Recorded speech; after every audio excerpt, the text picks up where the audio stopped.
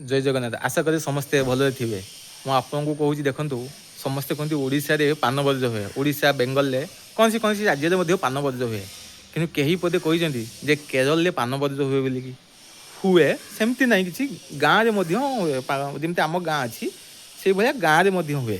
କିନ୍ତୁ ଆଜି ଆପଣଙ୍କୁ ଏମିତି ଗୋଟେ ଦେଖୁଛି ବିନା ଚାଷରେ ପାନ ବର୍ଜ୍ୟ ଯେଉଁ ଚାଷ କରାଯାଏ ବିନା ଚାଷରେ କେହି ଖଣ୍ଡେ କିଛି ଆଣିକି ପକେଇ ଦେଇଥିବାରୁ ଗୋଟେ ପାନ ଗଛ ଏମିତି ହେଇଛି ମାନେ କମ୍ ସେ କମ୍ ବିକିଲେ ଟଙ୍କା 10,000ରୁ ଅଧିକ ହେବ ଏତେ ପାନ ହେଇଛି ଚାଲନ୍ତୁ ଆପଣଙ୍କୁ ଦେଖିବି ସେ ପାନ ବର୍ଜ୍ୟ କେମିତି ହେଇଛି ଏଇ ଦେଖନ୍ତୁ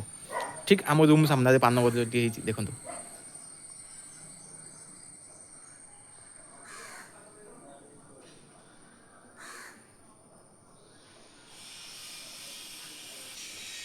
ଏ ଦେଖନ୍ତୁ ମୋ ପଛପଟେ ପାନ ଗଛ ଦେଖୁଛ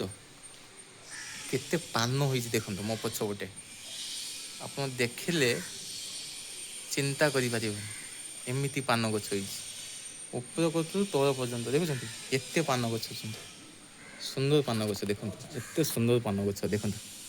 ଦେଖୁଛନ୍ତି କେତେ ପାନ ଗଛଟିଏ ହେଇଛି ଦେଖୁଛନ୍ତି ଏତେ ପାନ ଗଛ